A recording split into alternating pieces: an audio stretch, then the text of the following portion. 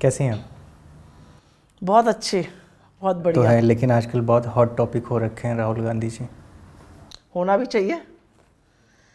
मेरा एक मानना है, पता नहीं बोलना चाहिए कि नहीं। खुल के बोलिए। मेरा ये मानना है कि जब जब राहुल गांधी जी बोलते हैं, मैं इसलिए नहीं कह रही हूँ क्योंकि मेरे लीडर हैं, लेकिन मुझे ऐसा लगता है कि जब वो बोलते हैं वो शेर की तरह दहाड़ते हैं, और गीदड़ों की जो भारतीय जनता पार्टी की फौज है वो म्याऊं म्याऊं करके बाहर आ जाती है। एक एक पैटर्न है। राहुल गांधी जी कुछ बोलेंगे, भाजपा के दो रुपल्ली के ट्रोल, और अधिकांश नेता भी अब वो बन गए हैं।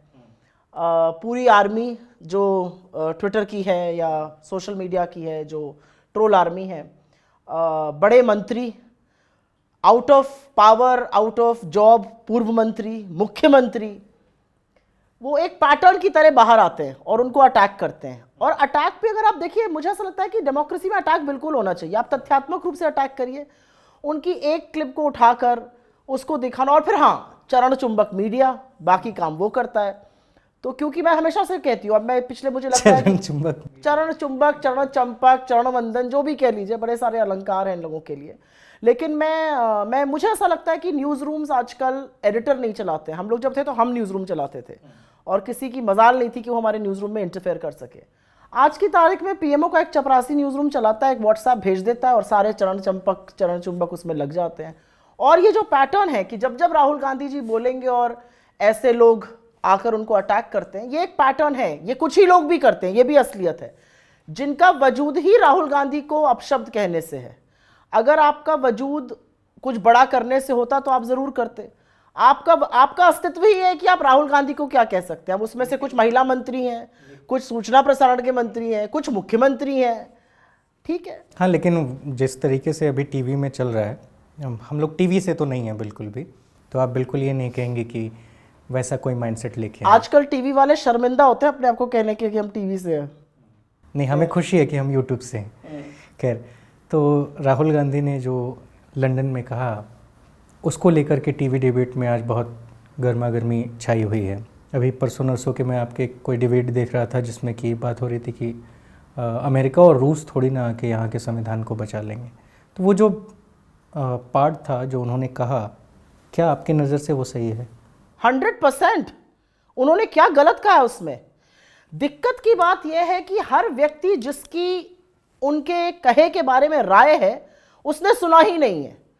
28 फरवरी को उन्होंने अपना कैम्ब्रिज के जज बिजनेस स्कूल में लेक्चर दिया एज अ विजिटिंग फेलो। मुझे लगता है बड़े गर्व की बात है कि हिंदुस्तान का एक सांसद अपने अल्मा माटर में, और वो यूनिवर्सिटी जिसने आइंस्टाइन और जिसने, जहाँ पे चार्ल्स डार्विन और स्टीफन हॉकिंग जैसे लोग पढ़े, पंडित नेहरू जैसे लोग पढ़े, खुद राहुल जी वहाँ पे पढ़े हैं, वहाँ पर जाकर वो एक लेक्चर देते हैं, और लेक्चर का टॉपिक है learning to listen in the 21st century. और मुझे लगता है भारत जोड़ो यात्रा का ये सबसे बड़ा मैसेज था। हम लोगों ने सुनना छोड़ दिया है, इस सरकार ने तो बिल्कुल ही छोड़ दिया, लेकिन अधिकांश सार्वजनिक जीवन के लोगों ने लोगों की बात सुननी छोड़ दी, अपनी मन की बात थोपते हैं। मुझे लगता है कि वो बहुत इंपॉर्टेंट टॉपिक था, और उसमें जो उन्होंने कहा, उन्होंने क्या गलत कहा? उन्होंने तो, मुझे ऐसा लगता है कि अगर मैं सत्ता पक्ष में हूं और एक विपक्ष का सांसद जाके ऐसी बात बोले, क्या कहा उन्होंने? कहा, जिसने भी ये सुना पूरा और समझा, क्योंकि मुझे लगता है हिंदी और अंग्रेजी दोनों में हाथ तंग है भाजपा का। हिंदी में तंग दिखा भारत जोड़ो यात्रा के दौरान, बेचारे झूठ फैलाने में मशगूल थे। अंग्रेजी में तंग यहां पर दिख रहा है। उन्होंने ये कहा कि ये जो दुनिया है, ये दो सिरों से अमेरिका और चीन खींचने की कोशिश कर रहे हैं, और भारत का जो लोकतंत्र है वो एक सौगात है विश्व के लिए। What does public good mean? Public good means कि एक सौगात है विश्व के लिए, और भारत के लोकतंत्र का हाल, क्योंकि यहां पर 140 करोड़ लोग रहते हैं, वो डिटरमिन करेगा दुनिया के लोकतांत्रिक व्यवस्थाओं में क्या होगा आगे चल के। मुझे ऐसा लगता है कि उन्होंने भारत को लोकतंत्र का पिवटल पॉइंट बना दिया। ये कहा कि हम निर्धारित करेंगे कि बाकी लोकतांत्रिक देशों का क्या हाल होगा। इसके लिए तो खड़े होकर मोदी जी को ताली बजानी चाहिए। मोदी जी ने अपनी ट्रोल आर्मी छोड़ी हुई है। तो मुझे ऐसा लगता है कि राहुल गांधी जी का यह कहना कि भारत का लोकतंत्र, और उन्होंने फिर बिल्कुल खुल के कहा, उनसे सवाल पूछा गया, पॉइंटेड सवाल, आपके वीकनिंग लोकतंत्र पे, वीकनिंग डेमोक्रेसी पे, उन्होंने कहा, this is our problem, this is an internal problem, this is an Indian problem. Translate करके बताती हूँ, हमारी समस्या है, अंदरूनी समस्या है, भारतीय समस्या है, इसका समाधान हम खुद ढूंढेंगे। लेकिन हां, 140 करोड़ लोग जिस लोकतांत्रिक व्यवस्था में रह रहे हैं, उस लोकतंत्र की दशा बाकी लोकतंत्रों की दिशा डिसाइड करेगी। इसमें मुझे तो कुछ भी गलत नहीं लगता है। मुझे तो बड़ा गर्व होता है कि भारत की आज एक ऐसी भूमिका है कि हम अमेरिका और चीन के बीच बटे हुए विश्व में एक कारगर भूमिका निभा सकते हैं। उन्होंने तो महात्मा गांधी की बात करी, इससे भी इनको अच्छा और लगा। इसलिए उसे बचाने के लिए अमेरिका और रूस को आना चाहिए भारत। उन्होंने ये कब कहा? आप मुझे दिखा दीजिए, मैं आपको दावे के साथ चैलेंज करती हूँ। मैं भाजपाइयों को चैलेंज करके हार चुकी हूँ, क्योंकि वो बेचारे झूठ के पुतले हैं। भाजपाइयों के साथ क्या है कि एक क्लिप निकाल के उड़ जाएंगे। उन्होंने क्या बोला? उन्होंने बोला, एक वो बीबीसी के संदर्भ में बात कर रहे थे एमपी से, उन्होंने कहा you should see the condition of democracy, you guys are keeping quiet. I mean उनका फर्म है, उनके फर्म पे रेड हुआ है क्योंकि उन्होंने एक डॉक्यूमेंट्री बनाई थी। इसमें कहां उन्होंने आह्वान कर दिया किसी का? मतलब मैं फिर से कहूंगी, और मुझे कोई इसमें क्योंकि मेरी हिंदी और अंग्रेजी दोनों दुरुस्त है। जब हिंदी में वो भारत जोड़ो यात्रा में बोल रहे थे तो भी चरण चंपकों को दिक्कत थी, तभी जो भारतीय जनता पार्टी के फेक न्यूज सरगना थे वो लगे हुए थे। अब अंग्रेजी में भी दिक्कत है, तो एक अच्छा ट्रांसलेटर रखना चाहिए इन लोगों को। ये सवाल मैंने जानबूझ के 2 बार दोहराया। आप तीसरी बार भी कहिएगा तो मैं इससे और पुरजोर तरीके से जवाब दूंगा। नहीं, मैं तीसरी बार नहीं कहूँगा, लेकिन मैं तीसरी बार ये कहूँगा कि क्या आप मानती हैं, सुप्रिया सुनीत मानती हैं कि आज की राजनीति सड़कों पर नहीं, सोशल मीडिया पर और सोशल मीडिया के परसेप्शन पर लड़ी जा रही है? नहीं, बिल्कुल नहीं। मुझे लगता है दोनों एक दूसरे के पूरक है। 4000 किलोमीटर की जो हमने पदयात्रा करी, कन्याकुमारी से कश्मीर, 12 राज्य, 2 केंद्र शासित प्रदेश, हजारों लाखों करोड़ों लोग जो हमसे जुड़े, और मैं इसमें बहुत गर्वान्वित महसूस करती हूं कि राहुल गांधी जी ने अपनी पर्सनल सिक्योरिटी को ताक पे रख के ये यात्रा करी। और ऐसे व्यक्ति ने ताक पर रख के यात्रा करी जिनके परिवार के 2 सदस्यों की बड़ी निर्मम हत्या हुई है इस देश में, जिन्होंने शहादत दी है। और वो, अगर वो सड़क की लड़ाई नहीं है तो सड़क की लड़ाई तो इससे बड़ी, मुझे नहीं लगता इससे बड़ा मास कांटेक्ट प्रोग्राम कोई विश्व में हुआ है। और उस सड़क की लड़ाई में लोगों ने हमसे हाथ जोड़कर एक ही बात बोली है। 9 साल से एक आदमी के मन की बात सुन के हम तंग आ चुके हैं। हमारी बात सुनिए, ये जनतंत्र है जहां पर जनता की बात सुननी। क्या बोल रहे हैं लोग? लोग कह रहे हैं महंगाई है, लोग कह रहे हैं बेरोजगारी है, लोग कह रहे हैं आर्थिक असमानता है, लोग अटानी के घोटाले पर सवाल पूछ रहे हैं, लोग चीन के अतिक्रमण पर सवाल पूछ रहे हैं, लोग महिला सुरक्षा की बात कर रहे हैं। आप ये सारे मुद्दे उठाते हैं और उसका एक भी जवाब सत्ता पक्ष से नहीं आता, तो इसका क्या मतलब लगाया जाए? आप महंगाई का मुद्दा उठा लीजिए, मैं जी लहसुन प्याज नहीं खाती। आप बेरोजगारी का मुद्दा उठा लीजिए, पकौड़े तल लो, वो भी नौकरी है। आप अडानी का मुद्दा उठा लीजिए, अडानी का नहीं बोल पाते हैं प्रधानमंत्री जी। 2 घंटे 40 मिनट के दोनों वक्तव्यों में कांपते हाथों से पानी जरूर पीते हैं क्योंकि गला सूख रहा था, डर लग रहा था। चीन की बात कर लीजिए, तो मुझे लगता है कि ये इस देश का दुर्भाग्य है कि जो हमारे प्रधानमंत्री ने कहा कोई घुसा हुआ नहीं है, बिना पलक झपकाए झूठ बोला, आज वो चीन कहता है। आप कोर कमांडर की मीटिंग के देख लीजिए क्या मिनट्स आते हैं, उसमें चीन का पीएलए कहता है व्हाट इज द फस अबाउट। आपका प्रधानमंत्री भी तो कह रहा है कोई घुसा हुआ नहीं। अब यह अलग बात है कि 20 जवानों की शहादत हुई, 20 जाबाजों की शहादत का बदला तो लाल आंखें थी, लाल शर्ट पहन के खड़े हो गए माननीय, और लाल शर्ट पहनने के बाद चीन को सबसे बड़ा ट्रेडिंग पार्टनर बना दिया, $100 बिलियन का व्यापार घाटा है। इस पर कौन चर्चा कर रहा है? हम तो ये सवाल उठा रहे हैं। राहुल जी ने तो जितनी विनम्रता से, और मैं इतनी विनम्रता से नहीं बात करती हूं, ये भी मैं कह रही हूं, सीख रही हूं उनसे विनम्रता थोड़ी। राहुल जी ने जितनी विनम्रता से, दिखता है आजकल सोशल मीडिया पे, जितनी शालीनता से, जितनी गरिमा से राहुल जी ने सदन में सवाल पूछे अडानी पर, उसका एक जवाब नहीं आया। क्या छुपाना चाह रहे हैं? क्यों छुपाना चाह रहे हैं? दूध का दूध पानी का पानी हो जाने दीजिए ना, कर लीजिए बहस। अब सुप्रीम कोर्ट की कमेटी के पीछे छुपेंगे। क्या है सुप्रीम कोर्ट की कमेटी?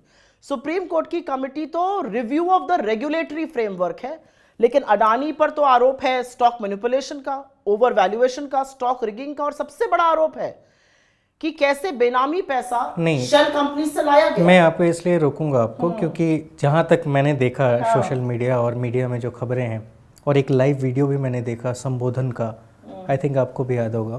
किसका? अडानी जी पे जो हमला है, उन्होंने भी साफ स्पष्ट आके कहा है कि देश पे हमला है क्योंकि देश का एक उद्योगपति ऊपर जा रहा है। आप उन पे लांछन लगा रही हैं। कोई देश से आगे बढ़ता है तो आपको क्यों प्रॉब्लम होती है? अडानी जी 609वें नंबर पर थे मोदी जी के प्रधानमंत्री बनने से पहले विश्व के सबसे अमीर लोगों की सूची में। हमारे यहाँ के 10 लोग टॉप 10 में हो, हम उठ के ताली बजाएंगे। वो नंबर 2 पर पहुंच गए, मोदी जी की कृपा रही। अडानी जी नंबर 2 पर पहुंच गए। बाकी देश का क्या हाल हुआ?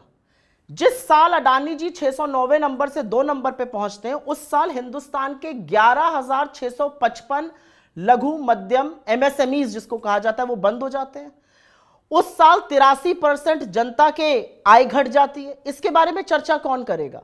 इसके बारे में चर्चा कौन करेगा कि आज अडानी जी एक लीडिंग मोनोपोली है, एकाधिकार है उनका पोर्ट में, एयरपोर्ट में, रिन्यूएबल एनर्जी में, सीमेंट में, फूड एंड एग्रीकल्चर में, डिफेंस में। ऐसा कौन सा सेक्टर है जिसमें वो नहीं, और ऐसा कौन सा सेक्टर है जिसमें उनकी एंट्री के लिए रूल नहीं बदले गए? अरे भाई, एयरपोर्ट पर तो फाइनेंस मिनिस्ट्री ने और नीति आयोग ने लिखित में कहा है, आपत्ति जताई है, रूल बदल दिया गया, नहीं वो आ सकते हैं। पोर्ट में लिखित आपत्ति, रूल बदल दिया गया। हमें किसी के उत्थान से, किसी की उड़ान से कोई दिक्कत नहीं है। हमें दिक्कत यह है कि जब आप रूल बदल के एक ही व्यक्ति को बढ़ावा देते हैं तो आप कहीं देश के बाकी लोगों के साथ, उनकी अस्मिता के साथ, उनके मौकों के साथ, उनकी प्रॉस्पेरिटी के साथ खिलवाड़ करते हैं। आप लेवल प्लेइंग फील्ड रहने दीजिए, लाइए अडानी जी को, लाइए किसी और को। और एक मिनट, मैं इसलिए इस बात का उल्लेख जरूर करूंगी, 10 सेकंड लूंगी।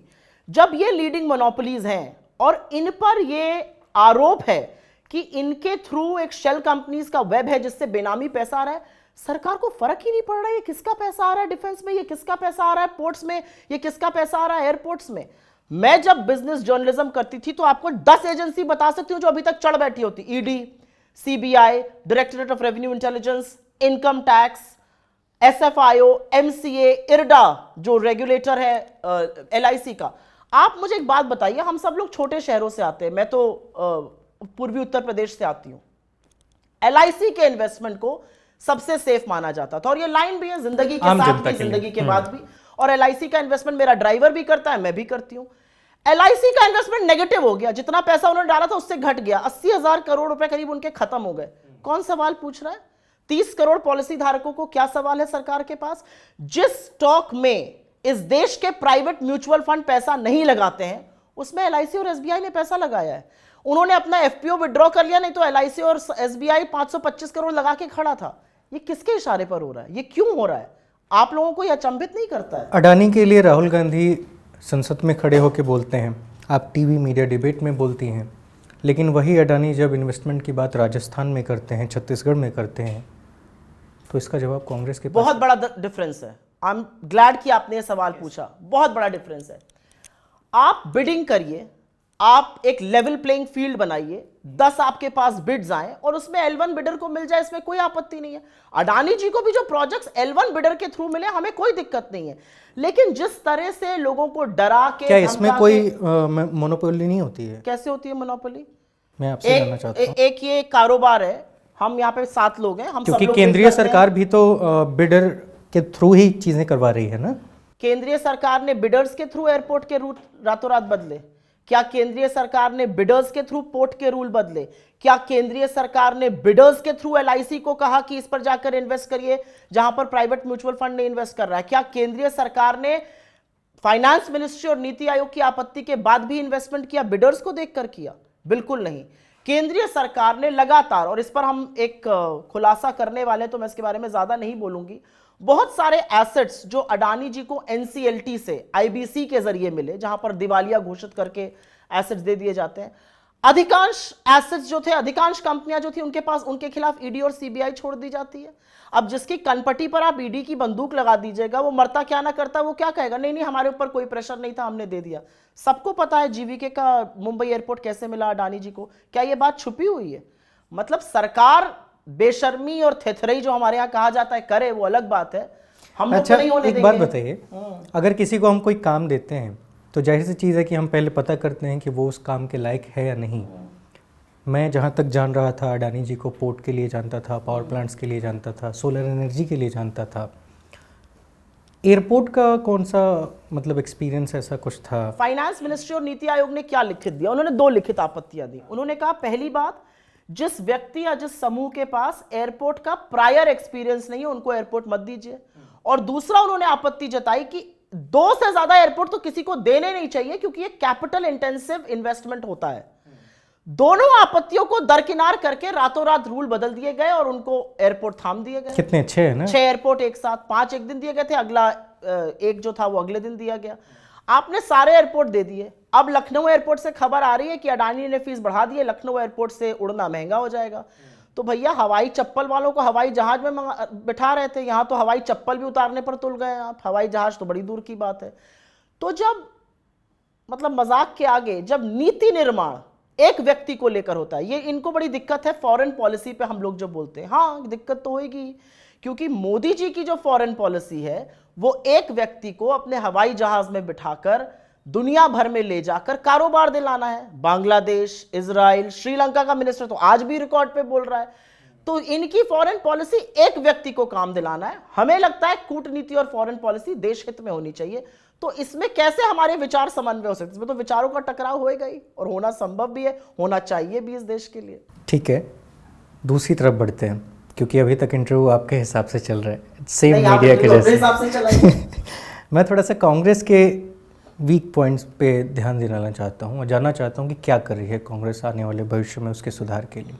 एक होता है ऑफेंसिव पॉलिटिक्स, और मुझे लगता है भारत जोड़ो यात्रा से ज्यादा ऑफेंसिव पॉलिटिक्स कोई हो ही नहीं सकती थी। आपने दरकिनार कर दिया सोशल मीडिया को, आपने घर बिठा दिया मेन स्ट्रीम मीडिया को, आपने जमीन जिसको कहते हैं खींच ली भाजपा के पैरों के तले से, जब आप लोगों के पास डायरेक्ट चले गए। जब आप लोगों के बीच में हैं और आप लोगों से मिल रहे हैं और वो आकर आपसे अपने बात कर रहे हैं, अपने मुद्दों की बात कर रहे हैं, आप उनकी बात सुन रहे हैं, आप उनके ऊपर अपनी बात थोप नहीं रहे, इससे बड़ा ऑफेंसिव मूव तो कोई हो ही नहीं सकता है। मुझे लगता है कि भारत जोड़ो यात्रा ने, और अभी शायद लोगों को समझ नहीं आ रहा है भारत जोड़ो यात्रा से कितना, मुझे लगता है भारत जोड़ो यात्रा ने राजनीति में इस देश की इतनी लंबी लकीर खींच दी है कि उसको काटा कैसे जाए ये भारतीय जनता पार्टी नहीं समझ पा रही। और ये जो आप ये कह रहे हैं ना, बार बार रेफर कर रहे हैं कि वो फैलाते हैं, पहुंचाते हैं, ये बौखलाहट है, ये घबराहट है। और आपसे मैं फिर कहूंगी, आप तो माइक्रो माइनर, मुझे तो बड़े शुभचिंतक मेरे मिलते हैं जो कहते हैं अरे भाई थोड़ा आराम से, थोड़ा धीमे से, थोड़ा प्यार से। प्यार मोहब्बत का टाइम गया, अभी आपको लोगों को असलियत दिखानी है, लोगों को बताना है ये किस तरह के लोग हैं, ये क्या करने के काबिल हैं, ये क्या कर रहे हैं। आज इस देश का कानून मंत्री, भाषा देख लीजिए आप कानून मंत्री की, कानून मंत्रालय में चपरासी बनने लायक भाषा नहीं है उनकी, जो भाषा का वो इस्तेमाल करते हैं सोशल मीडिया पर। ये देश का कानून मंत्री है, देश के आईएनबी मिनिस्टर, और उनको तो मैं बोलती हूं और डंके की चोट पे बोलती हूं, अनुराग गोली मारो ठाकुर। पदोन्नति आपकी इसलिए हुई क्योंकि आपने इतनी नफरती भाषण दिया। नफरती भाषण दिया रहता तो अभी राज्य स्तर के मंत्री बने रहते। एक से एक मंत्री भरे पड़े इनके यहां, अपने डिपार्टमेंट का डी नहीं आएगा, एक आंकड़ा पूछ लीजिए नहीं आएगा। राहुल गांधी के ऊपर क्या कहना है, कांग्रेस के ऊपर क्या कहना है, झूठ कैसे फैलाना है, ये जरूर आएगा। तो मुझे लगता है हम बहुत आक्रामक हैं, और आक्रामक आपको अब हम दिखेंगे और होते हुए इसी इंटरव्यू में। नहीं, आपके इंटरव्यू में आक्रामक होकर मुझे क्या मिलेगा। कोई बात नहीं, मैं आपसे एक और सवाल पूछता हूं कि अगर आप कह रहे हैं कि कांग्रेस बहुत ज़्यादा आक्रामक है, भारत जोड़ो यात्रा से जनता में जागृति, हम भाजपा के प्रति आक्रामक हैं, लोगों के प्रति मोहब्बत की दुकान खोल रहे हैं। मोहब्बत की दुकान तो बहुत बेहतर आपने खोला भारत जोड़ो यात्रा के थ्रू, लेकिन मुझे ये नहीं समझ में आया कि उस मोहब्बत की दुकान में लोग क्यों नहीं आ रहे। लोग नहीं आ रहे हैं, आप नॉर्थ ईस्ट के चुनावों को देख लीजिए। अच्छा सवाल पूछा आपने। भारत जोड़ो यात्रा के दौरान गुजरात और हिमाचल का चुनाव हुआ। गुजरात हम हारे, और मुझे कोई कहने में कोई गुरेज नहीं है, बिल्कुल हारे। हिमाचल में हम प्रचंड तरीके से जीते, तो लोग नहीं आ रहे हैं। जो लाखों करोड़ों लोग हमसे जुड़े, वो क्या बिना ये, और ये कोई पेड आर्मी नहीं थी, ये वो स्टेडियम भरने का काम पैसा दे देकर हमने नहीं किया था और वो भी नहीं भर पाया। हमने ऐसे काम नहीं किए, अपने आप से लोग हमारे पास मुखरित होकर आ रहे थे।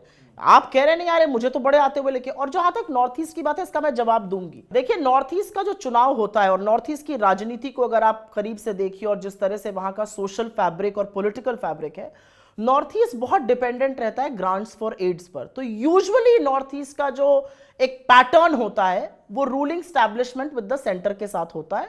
और ये जब से चुनाव हो रहे हैं इस देश में, जब से लोकतंत्र की नींव रखी गई है, ऐसा ही होता है। लेकिन एक ये भी सच है कि सुर्खियों के आगे का फाइन प्रिंट की हकीकत बड़ी डिफरेंट है।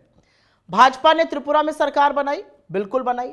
भाजपा का वोट शेयर कम हुआ, बिल्कुल कम हुआ। भाजपा की सीट कम हुई, बिल्कुल कम हुई। मेघालय में पहले 47 सीट लड़ी थी, 2 जीती थी, अब की बार 60 लड़ी और 2 जीती। नागालैंड चले जाइए, वोट शेयर कम हुआ। दिक्कत की बात यह है कि, और ये चुनावी हकीकत है कि हेडलाइन के आगे कोई बात नहीं करता है। मुझे ऐसा लगता है कि जो आगामी चुनाव है, चाहे वो कर्नाटक हो, चाहे वो राजस्थान हो, मध्य प्रदेश हो, छत्तीसगढ़ हो, तेलंगाना हो, मिजोरम हो, 6 ये जो चुनाव होंगे, ये इस देश की राजनीति में जिसको एक कहा जाता है माइलस्टोन होंगे। ये पत्थर की लकीर खींचेंगे, क्योंकि कर्नाटक कहां जीत रही हैं आप? हर जगह जीतेंगे हम।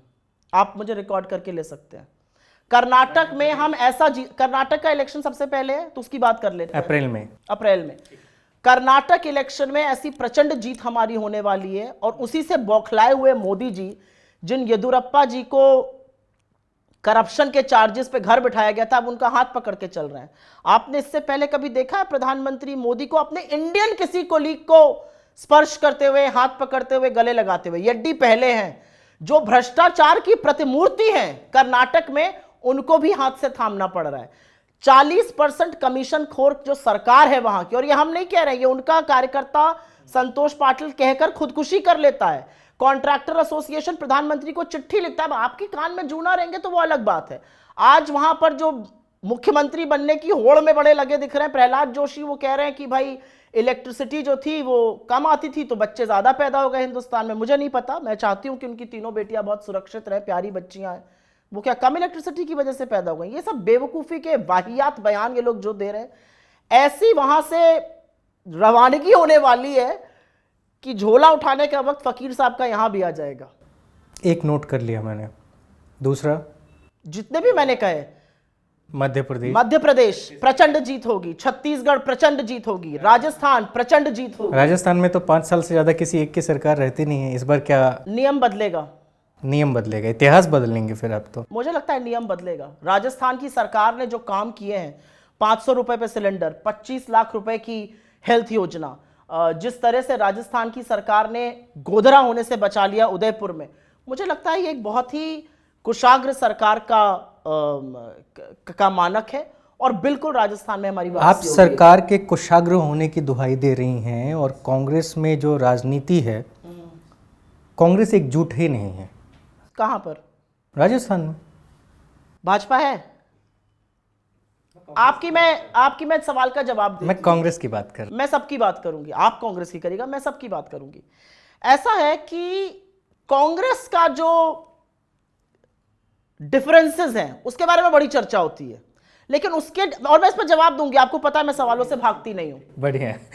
मध्य प्रदेश में नरोत्तम मिश्रा और शिवराज सिंह चौहान जी में तलवारें खिंची हुई हैं। पाटिल जी और रूपानी जी के क्या रिलेशन था ये सब जानते हैं, पटेल जी और रूपानी जी के क्या है ये भी सब जानते हैं। उत्तर प्रदेश मेरा गृह राज्य जहां से मैं आती हूं, योगी जी के खिलाफ 100 एमएलए भाजपा के बैठकर अनशन कर रहे थे सदन में, जो इससे पहले कभी नहीं हुआ।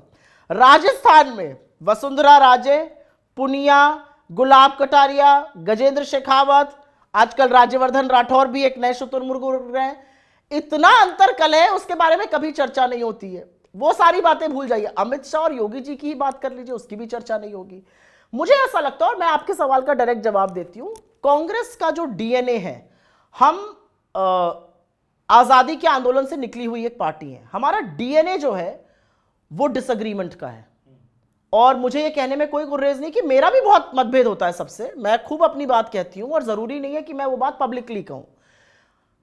अनुशासनहीनता बिल्कुल है कांग्रेस में, लेकिन वो भी शायद जीवित लोकतंत्र हमारे अंदर जो है उसकी निशानी है। हम 8 बजे शाम को एक खर्रे से नहीं बोल देते कि 2 साल अब नड्डा जी अध्यक्ष बने रहेंगे। हमारे 9000 चुने हुए डेलीगेट चुनाव करते हैं खरगे जी का, और यही नहीं, अधिवेशन में उसको रैटिफाई किया जाता है। तो मुझे ऐसा लगता है जो आपने बात कही, एकजुट नहीं है, मनभेद नहीं है, मतभेद बिल्कुल है। और वो मतभेद चुनाव जैसे जैसे करीब आएगा वो आपको लुप्त होते ही दिखेंगे। आप कन्विंस ना दिखिए, वोटर कन्विंस दिखेगा। मैं आपको कन्विंस करने में क्यों अपनी एनर्जी जाया करूं? नहीं, लेकिन जिस तरीके से उनको वो सम्मान मिला नहीं, और आप जानती हैं कि किसको? सचिन पायलट जी को, और या फिर किसी भी मंच से देख लीजिए, सार्वजनिक मंच से देख लीजिए, राहुल गांधी जब भारत जोड़ो यात्रा राजस्थान में कर रहे थे, तो जहाँ से वो निकले, इधर पीछे गहलोत साहब शुरू हो गए। कभी वो कुछ कह देते हैं, कभी वो कुछ कह देते हैं। वो कहते हैं कि भैया कोविड का वो जो वायरस है वो हमारे राजस्थान में आके अटका हुआ। देखिए, बयान तो ऐसी नहीं, ठीक है, तो क्यों, अगर मन में कुछ ऐसा है ही नहीं तो ऐसा क्यों हो रहा है? क्योंकि राजनीति महत्वाकांक्षाओं का नाम है, और महत्वाकांक्षा दोनों तरफ है, और इसको मैं गलत नहीं मानती हूँ। लेकिन हमारे यहाँ से ईडी और सीबीआई नहीं छोड़ दी जाएगी आपके पीछे अगर लगेगा नहीं। तो महत्वाकांक्षाओं को पूरा करने के लिए मध्य प्रदेश में आपके एक सेम उसी पैलर के जो नेता थे, ज्योतिरादित्य सिंधिया, उन्होंने पार्टी तोड़ दी। सरकार से आप बाहर आ गए ज्योतिरादित्य हैं। सिंधिया हमारे किसके नेता थे, क्या बोला आपने शब्द? ज्योतिरादित्य सिंधिया जी, नहीं, आपने कोई एक वो यूज किया विशेषण उनके लिए, खैर हाँ। नहीं विशेषण नहीं था वो, खैर ठीक है। तो वो भी पीछे हट गया आपके मध्य प्रदेश में, जिस वजह से आपकी सरकार गिर गई, जबकि आप मजबूती से चुने हुए पार्टी थी वहाँ पे। ऐसा क्या कारण हो? अगर ऐसे ही छोड़ दिया जाएगा, उसको मजबूत नहीं किया जाएगा, तो मे भी ऐसा हो सकता है। अनिल जी, मैं ये नहीं कहता हूँ कि नहीं, राजस्थान में ऐसा होगा। मैं एक बहुत कटु बात बोलने जा रही हूँ। मेरे लिए? आपके लिए नहीं, जो लोग सुनेंगे हमारी पार्टी के लोग, उनके लिए। शायद इसको मेरा दम भी समझा जाए, शायद मेरा अहंकार भी समझा जाए, लेकिन मुझे ऐसा लगता है कि अगर आप कांग्रेस पार्टी की विचारधारा के हैं, अगर आपने कभी कांग्रेस का वास्तव में हाथ थामा है दिल से, अगर आप कांग्रेस की विचारधारा है, अगर आपने कांग्रेस के मूल्यों को समझा है, तो आप भारतीय जनता पार्टी में नहीं जा सकते, आप राजनीति छोड़ सकते हैं। और राजनीति बहुत टफ है, मैं समझती हूं। मैं भारतीय जनता पार्टी में जाने से पहले राजनीति से त्याग देना पसंद करूंगी। अगर आप 360 डिग्री का आइडियोलॉजिकल समरसॉल्ट करते हैं, जिसको बोलते हैं गुलाटी मारना, और आप कांग्रेस छोड़ के भारतीय जनता पार्टी में चले जाते हैं, तो आप विशुद्ध कांग्रेसी तो कभी थे ही नहीं। आपने ना मूल्य समझा, ना वो समझा। आप 2 दिन पहले तक मोदी को अपशब्द कहते हैं, उनकी विभाजनकारी नीतियों में बात करते हैं, 2 दिन बाद माननीय प्रधानमंत्री के अलावा आपके मुंह से बोल नहीं निकलते हैं। आप 2 दिन पहले तक सरकार की नीतियों पर सरकार को घेरते हैं, 2 दिन बाद आप जाके नोटबंदी को ही अच्छा ठहराने लगते हैं। तो चाहे वो ज्योतिरादित्य सिंधिया हो या दूसरा कोई हो जिसने भाजपा का दामन थामा है। देखिए, कई बार क्या होता है कि पॉलिटिकल स्पेस जो होती है वो भी लिमिटेड है। तो मुख्यमंत्री तो एक ही आदमी बन सकता है, लेकिन महत्वाकांक्षा होती है। तो आप लाइक माइंडेड पार्टी में चले गए, आपने अपना दल बना लिया, आप थोड़ा सा बिफर गए, वो अलग बात है। आप कांग्रेस छोड़ के भारतीय जनता पार्टी में शामिल हो जाइए, तो इनके लिए जयचंद का नाम दिया। लेकिन युवाओं को भी तो मौका देना चाहिए ना। किस युवा को मौका नहीं दिया गया? सचिन पायलट, फिर से मैं वहीं पे टिका हूँ। सचिन पायलट एक अकेले युवा है पार्टी में? राजस्थान में तो हैं, मुझे लगता है पुराने नेता हैं, पुराने लीडर हैं। आपका ये आकलन, मैं इसकी बिल्कुल पुष्टि नहीं करती हूँ। मुझे लगता है कांग्रेस जितना युवाओं को मौका देती है, कौन सी एक अकेली पार्टी है जो अपने अधिवेशन में इस बात को रैटिफाई करती है 50 अंडर 50 की 50% पद 50 साल से कम उम्र के लोगों को दिए जाएंगे? कौन सी ऐसी पार्टी है जो कहती है कि 50% पद पर SC, ST, OBC, विमेन और माइनॉरिटीज दिया जाएगा? हमारा संविधान हमने बदल दिया ये करने के लिए। मुझे लगता है ये बड़ी बात है। और एक व्यक्ति को एग्जाम्पल, और मैं सचिन पायलट जी मेरे बहुत अभिन्न मित्रों में से एक हैं, बहुत अभिन्न मित्रों में से एक है। मुझे लगता है कि उनका कांग्रेस में, उनका युवाओं के बीच बहुत लोकप्रिय है वो, और जो कंट्रीब्यूशन है वो बहुत अच्छा है। पर जैसा कि मेरे नेता कहते हैं, पेशेंस बहुत जरूरी चीज है। मोदी लहर में आप भरोसा करती हैं? बिल्कुल नहीं। बिल्कुल नहीं? क्या ये कारण? इसलिए भरोसा नहीं करती हूं क्योंकि जब पत्रकार लोग मोदी लहर की बात करते हैं तो वो ये भूल जाते हैं कि 20 करोड़ लोग 2019 के चुनाव में मोदी जी को मिले थे, 12 करोड़ तो कांग्रेस को मिले थे, और समूचे विपक्ष को तो उनसे बहुत ज्यादा वोट मिले।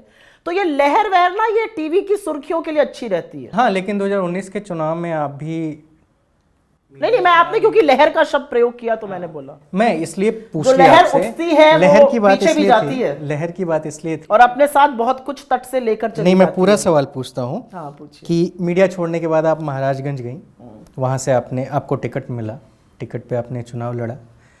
जितना दायित्व था, दारोमदार भी आपके ऊपर उतना ही था, क्योंकि आपके पिताजी की वो सीट थी, वहाँ से वो जीत के संसद भी पहुँचे थे।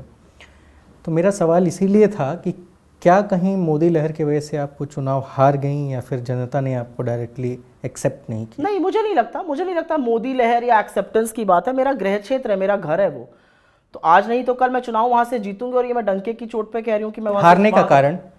बहुत सारे कारण थे, बहुत लेट गई।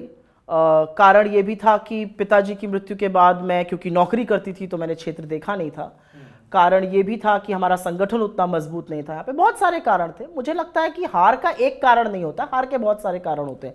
हार क्या सिखाती है आपको, ये बहुत जरूरी है। क्योंकि मैंने अपने पिताजी को भी, मेरे पिताजी ने महाराजगंज में उम्र के करीब 45 साल बिताए, और वो पहले जनता पार्टी में। हाँ, और वो महाराजगंज जाते नहीं थे, वो महाराजगंज में रहते थे, वो दिल्ली और लखनऊ आते थे।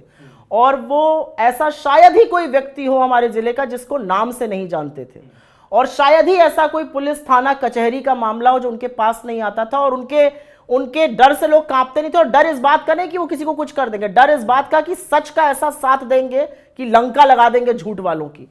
तो मुझे लगता है कि उस तरह की राजनीति उन्होंने करी और उनका बहुत सम्मान है। मुझे लगता है कि जिस तरह का सम्मान मुझे मिलता है वहां जाके, वो उनके कारण मिलता है। अब क्योंकि पिछले 3 साल में लोगों ने मुझे देखा, लोगों ने मेरे विचारों को सुना, मैं वहां पे बहुत वक्त भी बिताती हूँ, चीज़ें बदल रही हैं। और मुझे ऐसा लगता है कि हर हार कुछ सिखाती है, और इस हार ने मुझे सिखाया कि आपको लोगों के बीच रहना पड़ेगा, क्योंकि पार्टी की कुछ और जिम्मेदारियां भी मेरे ऊपर हैं जो मेरे पिताजी पर नहीं थी। और वो जिसको कहते हैं ग्राउंड लेवल की पॉलिटिक्स बड़े स्वच्छंद होकर कर सकते थे। मैं शायद सुबह 4 बजे जब फोन आता है कि मेरे परिवार का ज़मीनी विवाद हो गया, तो मैं भी एसडीएम को और तहसीलदार को फ़ोन करती हूँ, लेकिन सुबह 4 बजे वो करना और रात के 10 बजे तक डिबेट करना कभी कभी थोड़ा मुश्किल होता है। वहाँ से अभी भी फ़ोन आते हैं लोगों का, कोई काम फंस जाता है? बिल्कुल आता है, मैं वहाँ जाती रहती हूँ, बिल्कुल फ़ोन आता है, अलग अलग तरीके के फ़ोन आते हैं। ज़मीन के विवादों पे फ़ोन आते हैं, थाना पुलिस के निरंकुशता पे फ़ोन आते हैं, डकैती चोरी पर फ़ोन आते हैं, हत्या अगजनी पर फ़ोन आते हैं। आगे तब बोलिएगा जब मैं एक सवाल पूछ लेता हूँ। वहाँ की भाषा भोजपुरी है? बिल्कुल बोलती हूँ। बोलती हैं? नीक। यूपी में का बा? यूपी में अभी अबहिन योगी बा, पर यूपी में बदलाव की बयारो बा 2024 के लिए। मतलब मैंने जवाब दे दिया। यूपी में काबा का जवाब सिर्फ इतना छोटा? केस हो रहे हैं, बुलडोजर चल रहा है, पता नहीं क्या क्या हो रहा है, और आपने एकदम छोटा जवाब दिया। नहीं, यूपी में वो नहीं है, वो योगी जी की कुशासन के चलते हैं। यूपी को बदनाम कोई करे, ये मेरे लिए थोड़ी सी व्यक्तिगत विषय हो जाता है। जब मैं हेडलाइन भी देखती हूँ कि यूपी, परसों नरसों में एक हेडलाइन देख रही थी, यूपी में नर पिशाच कुछ ऐसे करके चल रहा था, मुझे वो दिक्कत है। यूपी में इस देश की 1/6 आबादी रहती है, तो यूपी को बदनाम न किया जाए, यूपी के कुशासन को बिल्कुल बोला जाएगा। यूपी में योगी जी को लगता है कि डरा कर, धमका कर, गरिया कर, धकिया कर शासन चला लेंगे। ऐसे कैसे हो सकता है? आपको लगता है कि आप लोगों के घर पे बुलडोजर चला दीजिएगा? आपको लगता है कि एक लड़की और उसकी मां जिंदा जल के मर जाते हैं और आपकी डीएम नाचने में व्यस्त थी किसी फंक्शन में, इसको यूपी स्वीकार करेगा? चुनाव जीत लेना सिर्फ मकसद नहीं होता है। मुझे लगता है कि यूपी में आज की तारीख में, चाहे वो महिला सुरक्षा की बात हो, चाहे वो बेरोजगारी की बात हो, चाहे वो आर्थिक असमानता की बात हो, और मुझे लगता है सबसे ज्यादा कहीं पर एक जो डर का माहौल है, और वो डर का माहौल इससे पहले कि कोई मुझसे पूछे सिर्फ अल्पसंख्यकों में नहीं है, वो डर का माहौल दलितों में है, वो डर का माहौल वहां के थोड़े बहुत जो आदिवासी हैं उनमें है, वो डर का माहौल एक बहुत ही कास्ट रिडन सोसाइटी शायद पिछले कुछ वर्षों में यूपी और बनता गया है। और इसमें मुझे ऐसा लगता है कि सबका घोलमेल योगदान रहा है। राहुल गांधी की छवि पहले से कितनी बेहतर हुई है? राहुल गांधी की छवि का जो आकलन करते हैं वो गलत आपके हिसाब से राहुल गांधी क्या है? मैं ऑनेस्टली जवाब दे रही हूं। बेशक। राहुल गांधी मेरे लिए व्यक्ति से बढ़कर विचार है, और इसलिए है क्योंकि बहुत कम लोग ऐसे हैं जिनको मैंने इतना बेखौफ होकर, इतना निडर होकर, इतना बेझिझक होकर वो कहते सुना है जो लगता है कि सच है। उनको सरकार से बिना कॉम्प्रोमाइज किए हुए सवाल पूछते सुना है। वो कहते हैं 55 घंटे क्या 55 दिन और 55 महीने बिठा लो, मैं सवाल तो ऐसे ही पूछूंगा। और वो सिर्फ ये कहते नहीं है, वो करते भी हैं। आप मुझे इस बात का जवाब दे दीजिए, पूरे विपक्ष में, समूचे विपक्ष, और मैं विपक्ष की बड़ी इज्जत करती हूं, बिकॉज विपक्ष की राजनीति करना आज की तारीख में इस देश में बहुत मुश्किल है। समूचे विपक्ष में राहुल गांधी जी जितनी कंसिस्टेंसी और शिद्दत से कौन सरकार को घेरता है? और राहुल गांधी जी पर सरकार की ईडी, सरकार का इनकम टैक्स, सरकार की संस्थाएं, सरकार की पूरी टोल आर्मी, सरकार का पूरा तंत्र लग जाता है, उनको फर्क नहीं पड़ता है। तो मैं राहुल गांधी जी को हिंदुस्तान का वो विचार मानती हूं जिसका जीवित रहना और जिसका बचे रहना और जिसका विजयी होना इस देश के लिए बहुत जरूरी है।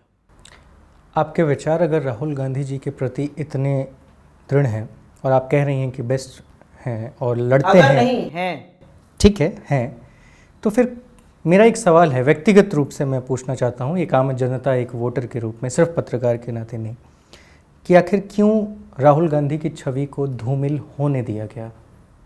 नहीं, गलत हुआ, बिल्कुल मैं मानती हूँ।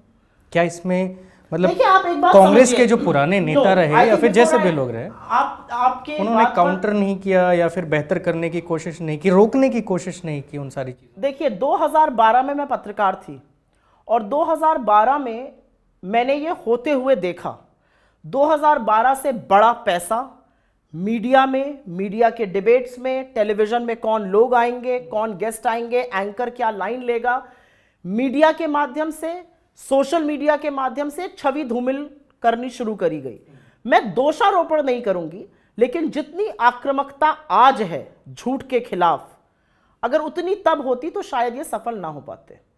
आपके चैनल में भी पैसे आए थे उस दौरान? नहीं, क्योंकि मैं उस चैनल की हेड थी। किस चैनल में थे आप? ईटी नाउ ईटी नाउ की एग्जीक्यूटिव एडिटर थी मैं। सारी मीडिया को खरीदा गया? खरीदा गया, प्रलोभन दिया गया। देखिए, खरीदना सिर्फ पैसे से नहीं होता है। आप मीडिया में रहे हैं, खरीदना इक्विटी से होता है, एक्सेस से होता है। कौन मंत्री किससे कितना मिल रहा है, वो भी एक तरह का मीडिया प्रलोभन है। आप कुछ एडिटर्स को अगर देख लीजिए तो वो बेचारे प्रधानमंत्री के साथ तस्वीर ऐसे लगाते हैं कि विष्णु के 10वें अवतार के साथ फोटो खींचकर लगवा दिया, जीवन जो है वो सफल हो गया, इसके बाद अंतिम सांस ले लें तो मोक्ष की प्राप्ति हो जाएगी। तो इस तरह के भी एक प्रलोभन होता है। फिर प्रलोभन होता है कि आपको आपके चैनल ने निकाला, आपको उससे बेटर जगह में, तिहाड़ से आपकी वापसी हो गई, उससे बेटर जगह में आपको प्लांट कर दिया जाता है। फिर एक प्रलोभन होता है कि आपके बच्चों को अच्छी नौकरियां मिल जाती हैं। फिर प्रलोभन होता है कि आपके बच्चे बड़े बड़े मंत्रियों के लिए उनके चेंबर्स में काम करने लगते हैं। और फिर मॉनेटरी प्रलोभन बिल्कुल होता है। आपको कभी मौका मिला? एक मिनट मैं आपको बताती हूं, कहीं पर लेकिन इस सब के पीछे ओनरशिप ऑफ मीडिया का बहुत बड़ा हाथ है। अगर मीडिया की ओनरशिप कॉर्पोरेट्स के हाथ में आ जाती है तो यह ज्यादा होता है, क्योंकि अधिकांश कॉर्पोरेट्स के लिए जो मीडिया का बिजनेस है वो चिल्लर चेंज है। उनके प्रॉफिट जो होते हैं वो 55,000 60,000 करोड़ के होते हैं। तो 3,000 करोड़ का एक चैनल चलाना कौन सी बड़ी बात है? वो उनके लिए प्रोपेगेंडा के लिए, सरकार को खुश रखने के लिए किया जाता है। और आप लगातार देखते जाइए, एनडीटीवी, नेटवर्क 18, बाकी और ग्रुप्स, जहां पर भी कॉर्पोरेट का इन्वॉल्वमेंट होता है वहां पर निष्पक्षता रह ही नहीं सकती है। आपको कभी किसी ने मौका दिया खरीदने की कोशिश? ना किसी की औकात है और ना किसी की हिम्मत है कि मुझे खरीद सके। लेकिन ये एक सच है, और एक सच ये भी है कि जब मैं पत्रकार थी तो मेरा बीजेपी से भी उतना अच्छा संबंध था जितना कांग्रेस से था, और शायद ऑब्जेक्टिविटी के कारण था। मैं अकेली पत्रकार हिंदुस्तान में थी जिसने 3 साल लगातार, और ईश्वर उनकी आत्मा को शांति दे, अरुण जेटली का फाइनेंस मिनिस्टर इंटरव्यू किया, और जिसको चिदम्बरम जी ने भी सेम डे इंटरव्यू दिया। अदरवाइज हिंदुस्तान की राजनीति और हिंदुस्तान का मीडिया का ये बदहाली है कि जिससे एक बात करता है उससे दूसरा बात नहीं करता है। मैं अकेली पत्रकार थी, और मैं, आप उठा के देख लीजिए डेटा, मैं दावे के साथ कह सकती हूँ। थोड़ा बहुत कांग्रेस सांसद की आप बेटी थी, इस वजह कांग्रेस के नेताओं को यह पता ही नहीं था कि मैं अपने पिता की पुत्री हूं। जब मेरे पिता की डेथ हुई तो चंद्रामरम जी को पता चला कि मैं अपने पिता की पुत्री हूं, तो आपको सोच के अचंभित होगा। जयराम रमेश जी जो मेरे जनरल सेक्रेटरी इंचार्ज हैं, उनको अभी थोड़े दिनों पहले पता चला कि मेरे पिता कांग्रेस के सांसद थे। इसके पहले किसी को नहीं मालूम था? मुझे तो नहीं लगता, लेकिन भाजपा में सबको पता था। अच्छा, और कांग्रेस में नहीं? वो वेट अच्छे से करते हैं। तो जब आपको रैंडम बुलाया गया 2019 में चुनाव लड़ने नहीं, रैंडम नहीं बुलाया गया, मैं जानती थी, मतलब मैं कांग्रेस के इकोसिस्टम को तो जानती हूँ। लेकिन जो मंत्री लोग थे जिनके पास मैं जाके मिलती थी, तो आपने कांग्रेस को ही क्यों चुना चुनाव लड़ने के लिए? मतलब कांग्रेस के अलावा मैं किसी को क्यों चुनूंगी? क्योंकि मैं कांग्रेस की विचारधारा में यकीन रखती हूँ। मुझे ऐसा लगता है कांग्रेस एक पत्रकार होने के नाते भी आप पार्टी के विचारधारा में थी जब आप पहले आप एक पत्रकार हैं, आप वोट देने जाते हैं ना। हाँ, जब आप बैलेट बॉक्स पे वोट देते हैं तो आप एक व्यक्ति विशेष बन जाते हैं, आप एक सिटीजन के तौर पर वोट देते हैं। लेकिन कोई भी, और आपको क्या लगता है, मैं 4 साल से मीडिया के डिबेट्स में मन भर के भाजपा को खरी खोटी सुनाती हूं और उनकी, जिसको कहते हैं, हुलिया टाइट करती हूं। आपको क्या लगता है ये क्यों नहीं मेरे खिलाफ कुछ ज्यादा बोल पाते हैं मेरे पत्रकार दिनों के बारे में? क्योंकि मैं एक बहुत ऑब्जेक्टिव जर्नलिस्ट थी। अगर कुछ अच्छा था तो मैं अच्छा बोलती थी, अगर कुछ बुरा था तो मैं बुरा बोलती थी, और मुझे बहुत एक्सेस था। मैं मोदी जी तक से मिली हुई हूँ और बहुत बार मिली हुई हूँ। डावोस में भी उनसे, जब वो पहली बार गए तो उन्होंने मुझे बुलाकर बात करी थी। तो मैं क्यों नहीं ये निकाल पाते हैं? आपको लगता है कि भारतीय जनता पार्टी एक ऐसे व्यक्ति को जो आज विपक्ष में और कांग्रेस की मैं एक मजबूत आवाज हूं, मेरे खिलाफ तो इन्होंने घोड़े छोड़ दिए होते, क्यों नहीं खोल पा रहे हैं? अब भाई बात एक और, नहीं, मैं आपसे पूछ रही हूं क्यों नहीं खोल पा रहे हैं? क्योंकि मेरी निष्पक्षता पर बेचारे सवाल नहीं उठा पाते हैं, और मुझे इस बात का बहुत गर्व है। पहली बात, क्लीन छवि रही आपकी पत्रकारिता में। दूसरी बात, महिला की मजबूत नेत्री हैं इस वक्त, और सबसे मजबूत आवाज़ भी टीवी डिबेट से लेकर। सबसे नहीं पता, लेकिन मजबूत आवाज़ तो है। ये तो अपने मुंह से ही कह दूंगी, इसमें क्या बड़ी बात है। एक सवाल है, क्या महिलाओं की अनदेखी होती है कांग्रेस में? मुझे देख के आपको लगता है महिलाओं की अनदेखी होती है कांग्रेस में? तो प्रियंका चतुर्वेदी क्यों चली गई? मुझे लगता है हर व्यक्ति अपना राजनीतिक सफ़र खुद तय करता है, और प्रियंका चतुर्वेदी जी का क्योंकि आपने नाम लिया, और मैं यूजुअली जो मेरे व्यक्तिगत मित्र हैं उन पर नहीं टिप्पणी करना चाहती हूँ, प्रियंका मेरी मित्रों में से एक है। प्रियंका को अगर कांग्रेस से और कांग्रेस की कार्यशैली से इतनी शिकायत होती तो वो भारत जोड़ो यात्रा में हमारे साथ सम्मिलित ना होती, राहुल जी के साथ कदम से कदम मिलाकर ना चलती। उनका आना इस बात का सूचक है कि हर व्यक्ति का कोई ना कोई कारण होता है, हर व्यक्ति का कोई ना कोई महत्वाकांक्षा होती है। पहले आप मुझे बात खत्म कर ले, अब आप टीवी जर्नलिस्ट के काम मत करिए। हर व्यक्ति की कोई महत्वाकांक्षा होती है, और मुझे लगता है कि उनका अपने रीजंस रहे होंगे, लेकिन ये कह देना कि कांग्रेस औरतों की पूछ नहीं करती इज एब्सोल्युटली बिजार। मार्केट में ये भी खबर उड़ती रहती है कि कौन सा मार्केट है? यही मार्केट, पॉलिटिकल मार्केट, राजनेताओं का मार्केट, खबरों का मार्केट। उसमें कहा जाता है कि भाई राज्यसभा का टिकट नहीं मिला उनको, 9-10 साल उन लोग लगातार पार्टी की सेवा करती रहीं, जब जहां पार्टी ने भेजा वहां चली गईं, बच्चियां उनकी छोटी थी बावजूद उसके, बच्चा और बच्ची। तो ऐसा क्या कारण है? क्या सही में उन्होंने कोई टिकट मांगा था पार्टी से? मुझे नहीं पता, इसीलिए मैंने कहा मैं उन पर टिप्पणी नहीं करूंगी। क्यों मैं उन पर टिप्पणी करूं? आज उनके अपने कारण रहे होंगे, उनके अपने कारण रहे होंगे, उन्होंने किस कारण से छोड़ा। इस सवाल को मैं दूसरे तरीके से ले लेता हूं कि भारतीय राजनीति में महिलाओं का जो प्रतिशत है वो बेहद कम है, 10% से भी कम है। तो उस पर आपके विचार क्या हैं?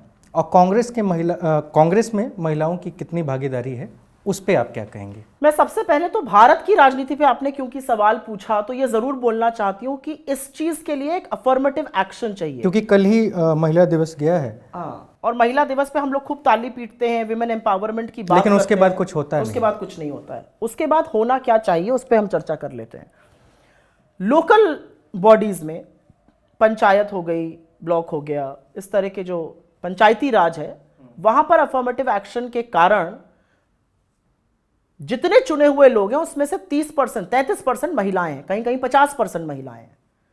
लेकिन उसी के बाद जब आप विधायक के चुनाव पर आ जाते हैं तो वो 1/3, 1/10 बन जाता है इमीडिएटली, द नेक्स्ट जंप। क्यों? क्योंकि पॉलिटिकल पार्टीज महिलाओं को टिकट देने से बचती हैं, ये एक सच है, और इसमें मुझे कोई द्वंद्व नहीं है, इसमें मुझे कोई दिक्कत नहीं है। कारण बहुत सारे कारण हो सकते हैं। महिलाओं का जो रोल है राजनीति में वो एक कारण हो सकता है, महिलाओं का जो as a home maker role होता है। कारण एक ये है ना, कॉर्पोरेट वर्ल्ड में पिरामिड होता है, आप लोअर रैंक्स में हैं, फिर मिडिल मैनेजमेंट, फिर सीनियर मैनेजमेंट, फिर सीईओ। कितनी सीईओज औरतें बनती हैं? क्यों? क्योंकि औरतों की और कोई बहुत सारी जिम्मेदारियां होती हैं। आप होम मेकर होते हैं, आप एक माँ होते हैं, आप एक बहू होते हैं, आप एक पत्नी होते हैं, आपको बहुत सारे और भी काम करने रहते हैं। कई बार आपको कॉम्प्रोमाइज करना रहता है। ये उनकी जिम्मेदारियां होती हैं या समाज ने उनके ऊपर वो जिम्मेदारियां थोप दी हैं? नहीं, जिम्मेदारियां मुझे नहीं लगता मेरे ऊपर कोई थोप रहा है। मैं एक बिल्कुल अच्छी माँ बनना चाहती हूँ, बनती हूँ। मैं एक बहुत अच्छी पत्नी हूँ, मुझे लगता है। मुझे ऐसा लगता है कि मेरे इन-लॉज से आप पूछेंगे तो शायद मुझे वो अच्छी बहू भी मानेंगे। लेकिन मेरा अपना मानना यह है क्योंकि आज के दौर में मेरे ऊपर किसी ने जिम्मेदारी थोपी नहीं है। It also comes naturally to women. We bring life into this world, we are care givers. आप ये एक पुरुष कभी नहीं कह सकता कि मैं एक बच्चे को जन्म दे सकता हूं, तो एक obviously it's a part of your making. आप जितने फियर्स हैं उतने फेमिनिन है। मैं जितनी शिद्दत से, नहीं मुझे बोलने दीजिए, मैं जितनी शिद्दत से लड़ती हूं उतनी शिद्दत से मैं प्यार भी कर सकती हूं। तो मेरा अपना मानना यह है कि अफर्मेटिव एक्शन जरूरी है। सोनिया गांधी जी ने जो राज्यसभा में विमेन्स रिजर्वेशन बिल पास कराया, उसको लोकसभा में पास कराने का वक्त अगर 2023 में नहीं आएगा तो कब आएगा? और प्रचंड बहुमत की सरकार है। विमेन्स रिजर्वेशन बिल, महिला आरक्षण बिल का मां पर सांप सूंघ जाता है। हमारे पास तो बहुमत नहीं था, घोर आपत्ति थी हमारे घटक दलों को भी, नहीं हो पाया। राज्यसभा में पास हुआ, लोकसभा में नहीं हो पाया। आप लाइए, प्रचंड बहुमत आपके पास है, जो कानून पास कराना चाहते हैं आप पास करा लेते हैं। और इस पर मेरे नेता ने कहा है अनकंडीशनल सपोर्ट हम देंगे, बिना शर्त इस पर सहयोग देंगे। क्यों नहीं लाते हैं? कराए ना ये पास, फिर देखते हैं। हमने तो उत्तर प्रदेश जैसे राज्य में जब 40% टिकट की भागीदारी करी तो हमारा बड़ा माहौल बनाया गया, ये कहा गया कि आप वीक हैं इसलिए एक्सपेरिमेंट वहां कर सकते हैं। अरे कहीं तो एक्सपेरिमेंट करेंगे, कहीं तो महिलाओं को प्रधानता देंगे। उस पर भी मुझे तो नहीं, मुझे ऐसा लगता है कि ज्यादातर राजनीति जो है वो समाज का एक प्रतिबिंब है, और जितना धीरे धीरे ये बेड़ियां टूटेंगी पुरुष प्रधान समाज की, उतनी राजनीति में भी टूटेंगी। एक्चुअली मैं इसी सवाल से फिर ख़त्म करना चाह रहा था अपने इंटरव्यू को, क्योंकि मैं बहुत ज़्यादा समझ नहीं पाया, इसलिए भी क्योंकि आज जब फेमिनिज़्म की बातचीत होती है तो वहाँ पे ये बार बार कहा जाता है कि महिलाओं को बहुत सारी जिम्मेदारियों में ज़बरदस्ती इस समाज ने बांधा है, जिस वजह से उनको बाहर निकलने का मौका ही नहीं मिल पाता है। अब जैसे घर में बच्चे पालने की बात हो जाए या फिर बच्चा पैदा करने की बात हो जाए, अगर वो नहीं भी करना चाहता ना, नहीं अगर वो नहीं भी करना चाहती है, और वो श्रेय तो महिला को ही मिल सकता है, ठीक है, अगर वो नहीं भी करना चाहती है तो समाज उसके ऊपर प्रेशर बनाता है कि करना चाहिए। तो फिर राजनीति में या फिर अन्य जगहों पे या उसके घर में ही उसको समानता का अधिकार कहाँ है? उसको खुद से सेल्फ डिसीजन लेने के अधिकार। और इसीलिए मैंने कहा कि शुरुआत हर स्तर पे करनी पड़ेगी। मैं आपकी इस बात से एक औरत होने के नाते थोड़ा अग्री नहीं करती हूं। मुझे लगता है कि जो समाज जिम्मेदारियां थोपता है, ये औरतों के ऊपर भी है कि आप कितनी जिम्मेदारियों का आवरण ओढ़ लेना चाहते हैं। इंक्रीजिंगली जितना शिक्षा का स्तर बढ़ रहा है, जितना महिलाओं का एम्प्लॉयमेंट बढ़ेगा, धीरे धीरे वो समानता भी आएगी। लेकिन क्या मुझे ऐसा लगता है, कभी कभी मुझे ऐसा लगता है, to be a strong woman गलत ये माना जाता है कि आपको मैस्कुलिन होना पड़ेगा। आप आदमियों की तरह दिखिए, आदमियों की तरह बात करिए, उनकी तरह शैली करिए।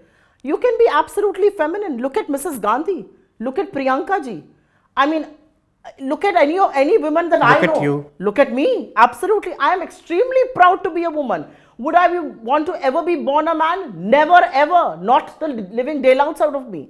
I'm extremely proud to be a woman. I'm proud to be a mother. मुझे बहुत खुशी है कि मैं एक पत्नी हूँ, मैं एक बहन हूँ, और मुझे कोई विरोधाभास नहीं दिखता है। और इसलिए नहीं दिखता है क्योंकि शायद आप, मेरा जो परिवेश है, जो मेरा परिवार जहाँ पे मैं पैदा हुई और फिर जहाँ पर मेरी शादी हुई, एक बहुत इक्वालिटी का, एक बहुत समानता की बात करते हैं। हमारे यहाँ कभी लड़के या लड़की का फर्क तो भूल जाइए, लड़के या लड़की, मतलब कभी हमें लगा भी नहीं कि हम अलग हैं और भाई अलग है मेरा, जो आज इस दुनिया में नहीं है, लेकिन हमें कभी नहीं लगा, और ये श्रेय मेरे परिवार को जाता है। तो मुझे ऐसा लगता है कि हम लोग बहुत जो समाज के ऊपर ठीकरा फोड़ते हैं या राजनीतिक दलों पर फोड़ते हैं, वो ठीकरा परिवारों पर फोड़ना जरूरी हो जाता है। आपके यहां अगर लड़की जन्मी है तो आप क्या उसको वो सारे अवसर देने के लिए तैयार है जो एक लड़के को देने के लिए तैयार है? आप सुरक्षित रखिए, आप लड़की को सहेज कर रखिए, आप लड़की को प्यार से पालिए, आप उसके सारे शौक पूरे करिए, लेकिन क्या आप उसको वो समान अवसर देंगे जो आप एक लड़के को देते? सारी बात आकर यहीं टिक जाती है। अगर आप समान स्तर देने के लिए तैयार हैं तो ये समाज दरकिनार हो जाएगा। आप समाज को दरकिनार करके काम करते हैं।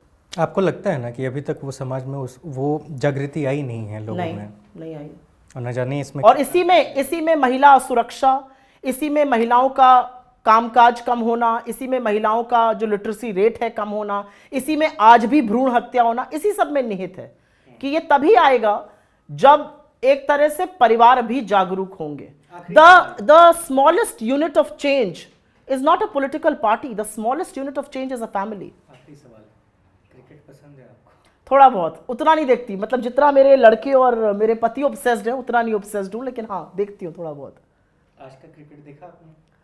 देखा मैंने, उस स्टेडियम में मोदी जी, प्रधानमंत्री मोदी के नाम के स्टेडियम में प्रधानमंत्री मोदी के अभिन्न मित्र ने प्रधानमंत्री मोदी को उनकी एक प्रतिमा या जो भी फोटो गिफ्ट करी, वो देखा मैंने।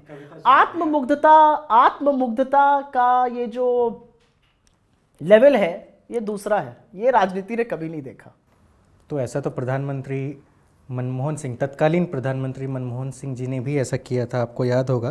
क्रिकेट डिप्लोमेसी को लेकर के पाकिस्तान के जो यूसुफ रजा गिलानी साहब थे 2011 में आए थे, हाँ, तो ऐसा तो पहले भी हो चुका है, इसमें नया क्या है? प्रधानमंत्री मनमोहन सिंह जी के स्टेडियम में प्रधानमंत्री मनमोहन सिंह जी के अभन्य मित्र ने प्रधानमंत्री मनमोहन सिंह जी को प्रधानमंत्री मनमोहन सिंह की प्रतिमा दी थी। मुझे तो नहीं याद है, पता नहीं कौन सा इतिहास आप बता रहे हैं। क्रिकेट डिप्लोमेसी में कोई दिक्कत नहीं है, आप क्रिकेट डिप्लोमेसी करिए। वो अलग बात है कि ऑस्ट्रेलिया के सामने आज मतलब आपका सवाल है कि स्टेडियम दूसरा हो जाना चाहिए था? नहीं, बिल्कुल ये सवाल नहीं है। मुझे ऐसा लगता है, देखिए कैमरा जीवी तो मोदी जी है ना, कैमरे से उनका प्रेम कोई भंग नहीं कर सकता है। कैमरे और उनके बीच में फिर कोई आ जाए तो वो उनको बर्दाश्त नहीं है, लेकिन ये उनकी फितरत है। थोड़ी सी इस फितरत में लोगों के बारे में भी सोच लीजिए, थोड़ा सा उस गरीब के बारे में भी सोचिए जो 23 करोड़ लोग आपने गरीबी की सीमा रेखा के नीचे ढकेल दिए। थोड़ा सा उन महिलाओं के बारे में सोचिए जिनका रेप आपके एमएलएस कर देते हैं। थोड़ा सा उन गरीबों के बारे में सोचिए जिनके लिए आटा तेल बड़ा महंगा हो गया। आप तो पकौड़ा तलने की हिदायत देते थे, 90 रुपए का तेल 220 पे कर दिया। थोड़ा उन लोगों के बारे में भी सोच लीजिए, फिर फोटो खिंचाते रहिएगा। फोटो खिंचाने के तो सारा जीवन पड़ा है। चलिए, बहुत बहुत शुक्रिया, क्योंकि हम लोग का भी एक समय सीमा है। काफ़ी सारी बातचीत हुई और तमाम चीज़ों का जवाब आपने दिया। हालांकि मैं जब भी आपसे बातचीत करता हूँ, मुझे कई बार ऐसा लगता है कि मैडम एकदम हमेशा फॉर्म में रहती हैं, नीचे हो ही नहीं सकती, नॉर्मल कन्वर्सेशन नहीं हो सकती, हमेशा फॉर्म में रहना अच्छी बात बंदूक लोड है। नहीं, बंदूक नहीं, मुझे तो नहीं लगा मैंने कुछ भी आक्रामक बात करी। असर्टिव बात करना, अगर एक पुरुष ये बात करेगा तो कहा जाएगा कितना कॉन्फिडेंट आदमी है, महिला करेगी तो आक्रामक है। ये पैमाना आपको भी बदलना पड़ेगा। नहीं, मैं इसलिए ये सवाल पूछ दिया ना। अब देखिए, खत्म हो रहा था, फिर एक सवाल दिमाग में आ गया। सवाल ये, अगर एक पुरुष ऐसे बोलता तो आप कहते क्या धारा प्रवाह बोलते हैं, और मैडम जो है वो फॉर्म में रहती हैं। ये भी एक विरोधाभास। अगला सवाल पूछ के मैं उसको क्लियर कर देता हूँ कि आज की राजनीति में होता क्या है ना, कि जितने भी प्रवक्ता हैं अलग अलग पार्टियों के, टीवी पे लोग ज़्यादा देख रहे हैं, सोशल मीडिया पे भी देख रहे हैं, तो भाषा की मर्यादा ख़त्म हो गई है। ठीक है, कोई किसी को पप्पू कहता है, कोई किसी को गंदी नाली का कीड़ा कहता है। मेरे समझ में ये नहीं आ रहा है कि क्या उन सभी नेताओं को ये नहीं याद रहता है कि आम जनता उन्हें देख रही है और उनसे उनके पार्टी के विचारों के बारे में भी समझती है। अगर मेरे नेता को मेरी प्रेजेंस में, मैं वहां मौजूद हूं शो पर, अगर मेरे नेता के खिलाफ अपशब्द कहे जाएंगे तो मैं मूक दर्शक बन के नहीं बैठूंगी, गंदी नाली के कीड़े को गंदी नाली का कीड़ा ही बताऊंगी। अगर तुमने मेरे नेता के बारे में ऐसी बातें बोली जो मर्यादा की सीमा लांघती हैं, आप इधर उधर की बातें कहते रहते हैं, कहते रहिए, लेकिन मर्यादा की सीमा अगर आप मेरे नेता के लिए, मेरे अध्यक्ष के लिए, कांग्रेस पार्टी की पूर्व अध्यक्ष के लिए कहेंगे, जिस कॉन्टेक्स्ट में आपने बोला उस कॉन्टेक्स्ट में जाकर देखिएगा उस व्यक्ति ने क्या कहा था सोनिया जी के लिए। मैंने तो शायद बहुत थोड़ा बोल के छोड़ दिया, बोलना और चाहिए था, और इसका बिल्कुल मलाल नहीं है। चलिए, बहुत बहुत शुक्रिया सुप्रिया जी। Thank you. और आखिर में एक आग्रह करना है, क्योंकि हम लोग नए सिरे से अपने प्लेटफॉर्म को लेकर के आगे बढ़ रहे हैं। जिस्ट नाम है हमारे प्लेटफॉर्म का, सब्सक्राइब करने के लिए जी, JIST। You watching us on Gist, like, subscribe and press the bell icon.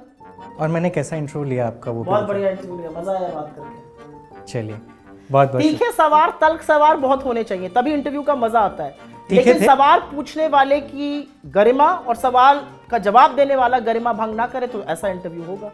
आप सवाल अगर भाजपा का प्रवक्ता बन के मुझसे पूछेगा तो जवाब भी फिर आपको वैसा मिलेगा।